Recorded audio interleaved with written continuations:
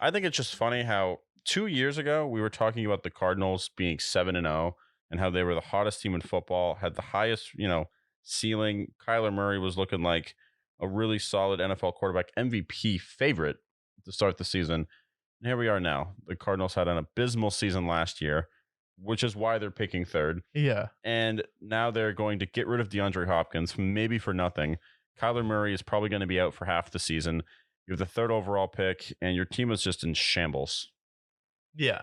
Your team is in shambles. And my biggest concern and confusion with the Cardinals, aside from Jonathan Gannon, and I will get to him later, but my biggest concern with them is like, why are we so desperate to get rid of DeAndre Hopkins? DeAndre Hopkins like went on the Pat McAfee show and he didn't seem like overly like, I want to get out. He seemed like he was fine to stay in Arizona.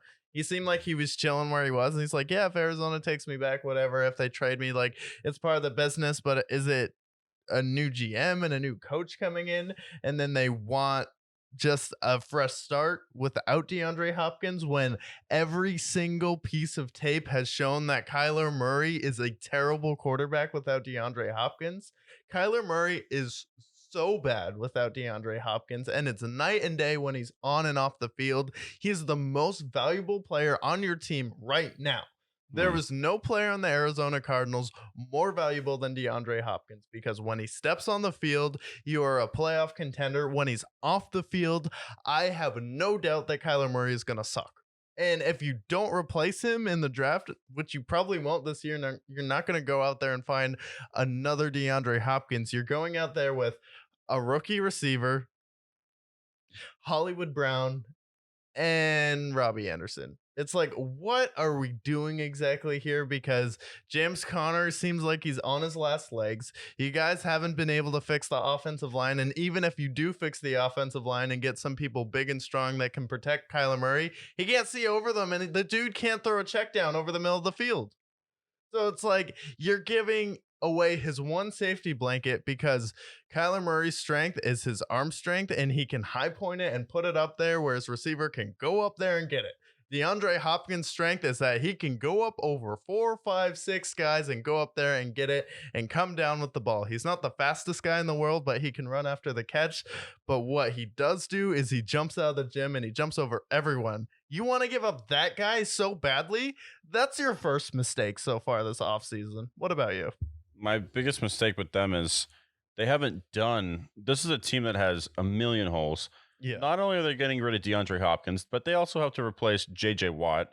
They also lost Byron Murphy. They also lost a number of other players. This is a team that already had a lot of holes to fix, and they have done nothing. Their biggest acquisition is signing Kazir White. All right, he's nice. He's a nice linebacker. That's one fix, and that's it. That's all they've done. Their fixes are, imagine you have a ship and there's holes on every part of the ship, and the only way you patch it up is by putting a little bit of duct tape on the steering wheel and saying, yep, we're good. How about this? You have so many holes on the ship and you cut off the sail and throw it in the ocean. Yeah, and you it's just bad. leave yourself stranded there in the middle of the water. And that's what it's like giving up DeAndre Hopkins. And they don't even have anything. They have nothing to, they're screwed. Even if they have a great draft, they're still going to be the worst team in the division. They're so screwed. Yeah. And J.J. Watt was the heart of that team.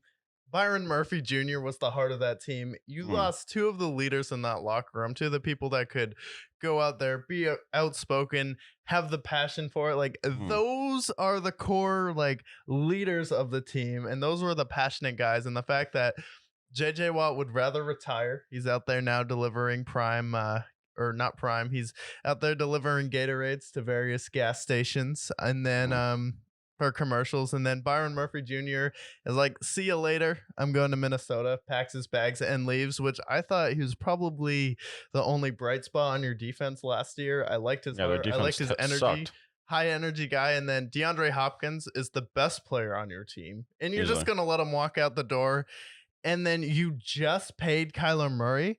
If you just paid your quarterback a bag, that's not the time to start rebuilding your team. Like, Mm, I'm sorry, but this is the worst possible time to rebuild your team because Kyler's contract's going to kick in next year. And then you guys are in salary cap hell. You guys are never winning a Super Bowl with Kyler Murray, and you're never going to win your division. The no, Cardinals are not going to win the division until 2043. that's not, they're not going to win the division for 20 years. Yep. Damn, They're in a that's hole. pretty. They're in a That's hole. It's bad. the Cardinals. They are the same team that didn't make the playoffs for 30 years. Yeah. So They it's have like, that record for them. That's the The Cardinals are the worst franchise in NFL history. yeah. And then the coach. Shall we talk about the coach? I feel like you should talk about the coach because this is like you go to therapy for this shit. You hire Jonathan Gannon, and I'm fine hiring defensive coordinators if they're good. What was the problem with the Philadelphia Eagles? You guys got lit up in the Super Bowl by two basically gadget guys. I mean, you had Kadarius Toney and Sky Moore, and they're wide open and they're running end around routes. Like, you guys couldn't cover within 5 yards. And the Chiefs were marching up and down the field, and Patrick Mahomes had what? One ankle?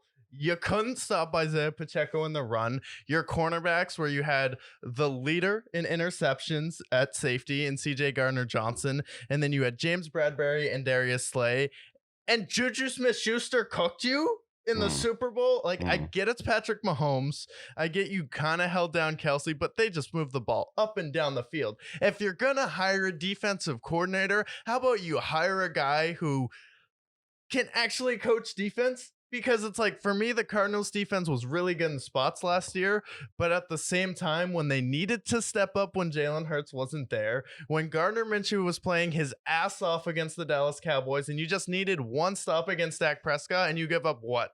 A 4th and 30? Where he just bombs it down the field? Yeah, that was not pretty. And this is the guy you bring in as your head coach, and then he looks like you shaved Adam Gase into a mouse. It's like, this is the guy you come in to replace. Oh my God. It's like, he's your new head coach. He's the new Adam Gase. He's the defensive Adam Gase. And it's like, No, the Cardinals hire. The thing that my problem with the Cardinals hire is that they acted like they were about to make the most sophisticated decision of their life.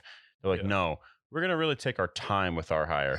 We're going to really take our time. Sean Payton, maybe we'll take a look at him and see if he's worthy of our Cardinals role. By the way, the Cardinals have the worst winning percentage in the history of the NFL, by the way, in case you didn't know that. Oh, they also have never made they made a Super Bowl in 08, but they have the worst playoff percentage as well. They were just a horrible franchise through and through. Longest playoff drought in NFL history as well.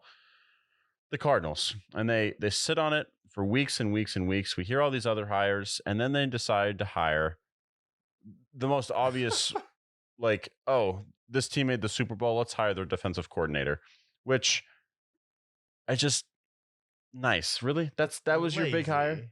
That was your big hire? Like, even if you were going to hire one of their coordinators, you should have hired Shane Steichen. Shane Steichen, offense, the way they developed Jalen Hurts, all right, I understand that a little bit more. The Colts hire, sure, I don't have a problem with him. But you hired the guy who got cooked, as you mentioned, in the Super Bowl. You mentioned a lot of other incidences throughout the season. That's the guy? You're Yeah. so smart for that. It's like, dude, what are we doing here?